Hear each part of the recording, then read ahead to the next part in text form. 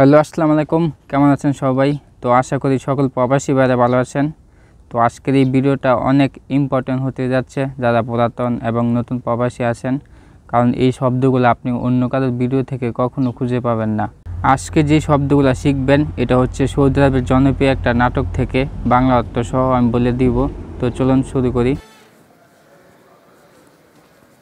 ليش الحلو زعلان؟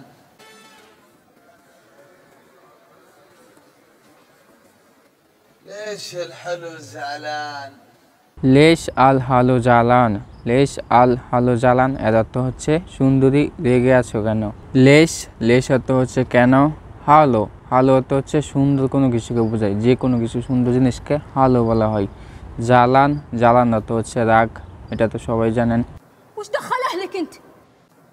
وش دخل اهلك انت؟ উস দাখাল আহলাক ইনতা এর অর্থ হচ্ছে তোমার সমস্যা কোথায়, বা এভাবে বলতে পারেন ইস দাখাল আহলাক ইনতা। উস অর্থ কি, এস অর্থ কি, দাখাল অর্থ হচ্ছে ভিতরে। دخلني باب المجمع علشان اشوفك يا قلب. دخلني باب المجمع علشان اشوفك يا قلب.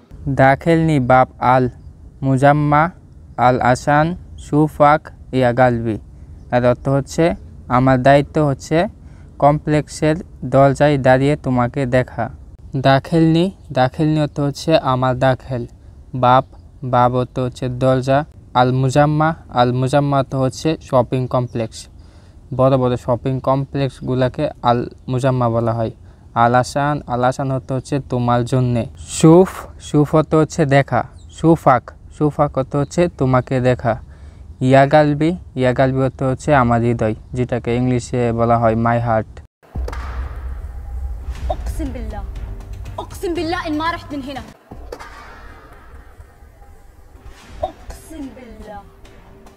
اقسم بالله ان ما رحت من هنا. কসম বিল্লাহ এদা মারো মিন হিনা। কসম বিল্লাহ এর অর্থ হচ্ছে আল্লাহর নামে শপথ বা আল্লাহর নামে কসম। এদা মারো অর্থ হচ্ছে যদি না যাও। মিনহিনা এর অর্থ হচ্ছে এখান থেকে। تفهم ولا ما تفهم؟ تفهم ولا ما تفهم؟ তাফাম আল্লাহ মা তাফাম এর অর্থ হচ্ছে তুমি বুঝতে পারছো কি বুঝতে পারো নাই। যদি আপনি আরেকটু লুকার ভাষায় বলতে চান তাহলে বলতে পারেন মালুম আল্লাহ মাফি মালুম। وش عنده هذا؟ وش عنده هذا؟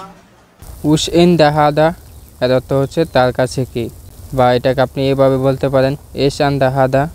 উস অর্থ হচ্ছে কি, এস আন্দা তার কাছে। تخيل هالزلابه يتحرش فيني. هو تخيل هالزلابه يتحرش فيني. هو আখাইলো হাজারুবা আল তাহরাস ফিন্নি এর অর্থ হচ্ছে সে আমাকে হয়রানি করেছে বা সে আমাকে ডিস্টার্ব করেছে। وسخ قليل ادب. وسخ قليل ادب. ওয়াসাক গেলিল আল আদাব এর অর্থ হচ্ছে নোংরা এবং অভদ্র। বাংলাদেশে হয় না, যখন কোনো একটা ছেলে একটা মেয়েকে ডিস্টার্ব করে তখন বলে না রাবিশ বেয়াদব কোথাকার। তো এখানে একটা ছেলে একটা মেয়েকে ডিস্টার্ব করাতে সে বললে যে ওয়াসাক গেলিল আল আদাব, তুমি অভদ্র এবং নোংরা। يلا رح انقلع. يلا رح عند امك.